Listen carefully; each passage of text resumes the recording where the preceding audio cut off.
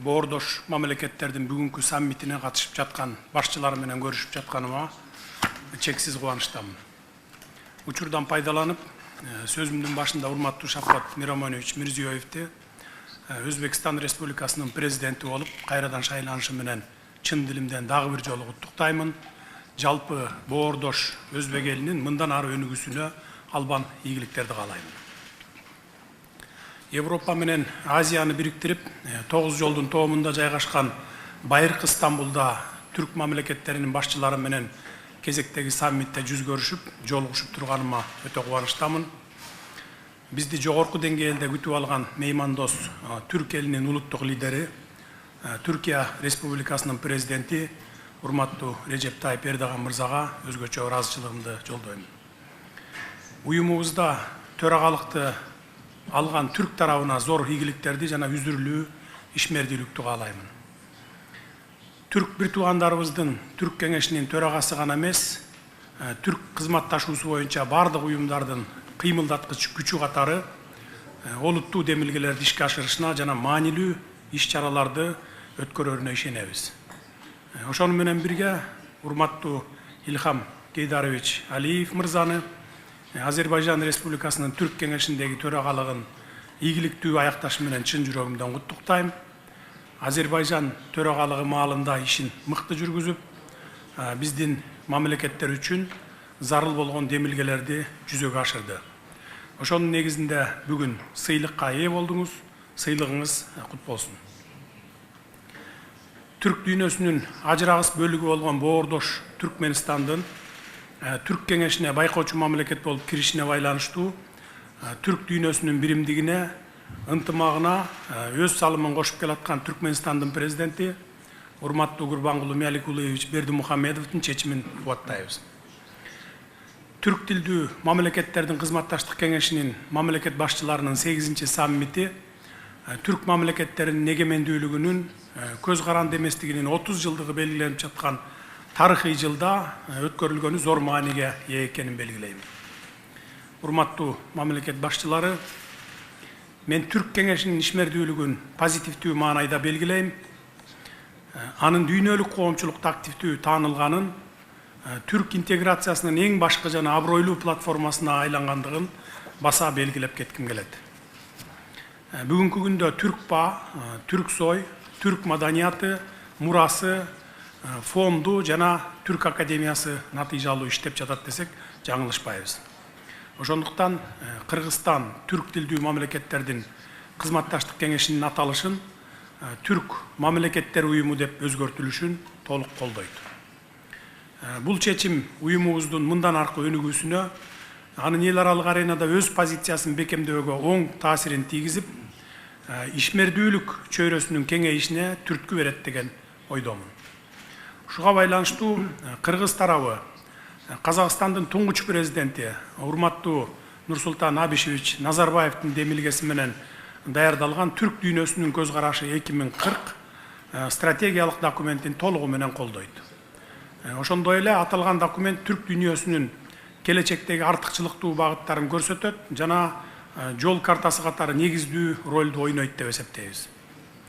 Ошондой эле түрк тилдүү мамлекеттердин уюму саясий, соода экономикалык, маданий гуманитардык, социалдык гуманитардык маселелерди талкуулоо менен бирге өз ара карым катнашыбызды жана байланыштарыбызды көп тараптуу мамилелерибизди өркүндөтүүгө чоң мүмкүнчүлүктөрдү ачып, эл аралык аренада мыкты платформа болуп берет деп ишенебиз. Азыркы экономикалык каатчылыктан бири-бирибизге жөлөк болуп, бири-бирибизге колдоо көрсөтүү аркылуу гана чыгып кетерибизге ишеничибиз чоң. Түрк кеңешинин демилгеси менен түзүлүп, бүгүн биздин колдоого алына турган Түрк инвестициялык фонду өз ара экономикалык мамилелерибиздин реалдуу инструментине айланып, эки тараптуу жана көп тараптуу долбоорлорду ишке ашыруунун механизми катары чоң ролду ойнойт. Биздин мамлекетте түрк уюмдарынын жоктугун эске алып, бул финансылык институтту Түрк инвестициялык фондун Бишкек шаарында жайгаштырууну ылайык көрөбүз. Фондду Кыргызстандын борборунда жайгаштыруунун финансылык гана эмес, саясий да мааниси бар. Себеби Кыргызстан Түрк кеңешинин негиздөөчүлөрүнүн бири. Ал эми биздин кеңешибиздин негизги документтеринде тең укуктуулукту сактоого жана урматтоого чоң маани берилген. Андыктан Түрк инвестициялык фондун Кыргызстанга жайгаштыруу Түрк кеңешинин миссиясына толугу менен жооп берет. Урматтуу мамлекет башчылары, сиздерден Кыргызстандын бул багыттагы позициясын колдоп коюңуздарды өтүнөм.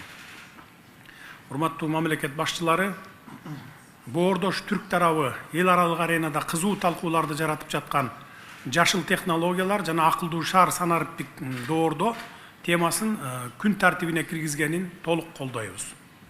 Себеби бүгүнкү күндөгү эң актуалдуу маселелердин бири болуп турган климаттын өзгөрүшүнүн шартында жана пандемиядан кийин экономиканы толук калыбына келтирүү үчүн жашыл технологияларды жана санариптештирүү ыкмаларын толук колдонуубуз зарыл. Кыргызстан үчүн жашыл өнүгүүнүн эң маанилүү тиреги гидроэнергетиканын потенциалын толук ишке киргизүү деп эсептейбиз. Кыргызстан кичи жана орто кестерди куруу боюнча бир катар долбоорлорду ишке ашырууну көздөп жатат.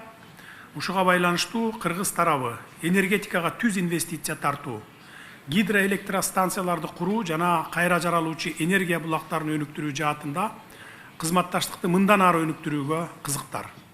Кыргыз тарабы бул багытта бардык кызыктар өлкөлөрдүн катышуусун талкуулоого даяр. Мен бул маселени Глазго шаарында болуп өткөн климаттын өзгөрүүсү боюнча дүйнө лидерлеринин саммитинде да баса белгиледим. Ошондой эле климаттын өзгөрүшүнүн кесепеттерине ыңгайлашуу Кыргызстан үчүн өзгөчө мааниге, аны чечүү өлкөнүн потенциалын пайдалануу жана региондук кызматташтык толук ишке ашыруу аркылуу гана мүмкүн. Мен Бириккен Улуттар Ассамблеясынын 76 сессиясында тоолуу мамлекеттердин туруктуу өнүгүүсү жана климаттык шарттын өзгөрүүгө тийгизген таасири тууралуу Кыргызстандын позициясын жана демилгелерин жарыяладым. Кыргыз тарабынын демилгелери боордош түрк мамлекеттери тарабынан колдоого алынарына терең ишеним артам. Биз күн сайын эмес, саат сайын өзгөрүлүп турган глобализация мезгилин геосаясий кырдаал жаңы багытка тездик менен өзгөрүп жаткан учурду баштан кечирип жатабыз. Дүйнөнү каптаган COVID-19 пандемиясы заманыбыздын эң опурталдуу кубулушу катары дүйнөнүн өнүгүү тенденциясын тең салмактуулукту өзгөртүп, анын кесепети жер шарына орду толгус жоготууларды алып келди. Кыйын кезеңде Кыргызстанга жардам көрсөтүп, бир туугандыкты билдирген Түрк кеңешинин бардык мамлекеттеринин башчыларына өз элимдин атынан терең ыраазычылык билдиремин. Урматтуу коллегалар, азыркы учурда дүйнөлүк геосаясий кырдаалда курчуп турат. Бул биринчи кезекте Афганистандагы акыркы айлардагы окуялар менен терең байланышта. Бул жагдай Борбордук Азия өлкөлөрүндө тынчсызданууну жаратууда. Албетте биз бардык маселелердин тынчтык жолу менен дипломатиялык диалог аркылуу чечилишин көздөйбүз. Анткени Афганистанда абал курчуй берсе, Борбордук Азия өлкөлөрүнө түздөн түз залакасын тийгизет. Биз үчүн тынчтыктан артык дөөлөт жок. Учурдагы кырдаалды эске алып, Кыргызстан түрк дүйнөсүнө, жалпы эле эл аралык коомчулукка Борбордук Азия тынчтыктын аймагы деген платформаны түзүү идеясын сунуштайт. Борбордук Азия демографиялык өнүгүү боюнча дүйнөдө алдыңкы орунду ээлеген аймак. Ата-бабаларыбыз байыртадан тынчтыкта жана ынтымакта жашоонун принцибин сабырдуулукту жогору баалап келген. Биз аны жаңы кырдаалда ыйык тутуп, биздин аймакты тынчтыктын, бир туугандыктын, ынтымактуу коңшулардын аймагы катары көргүбүз келет. Борбордук Азиянын элдери эзелтен тынчтыкты сүйүп, жанаша жашоонун принциптерин баалай билген. Урматтуу мамлекет башчылары, ардактуу боордошторум, Кыргызстан түрк дүйнөсүнүн ажырагыс бөлүгү, Кыргызстан түрк дүйнөсүнүн ичара карым катнашына, бир туугандык байланыштарына мындан ары да активдүү катышат жана түрк мамлекеттеринин интеграциялык процесстеринин өнүгүшүнө бараандуу салымын кошот. Биздин тарыхыбыз да, тилибиз да бир, ата-бабаларыбыздан кирээз калган насаатты ыйык тутуп, мындан ары да биргебиз жана биримдиктебиз. Биздин күчүбүз ынтымакта жана биримдикте.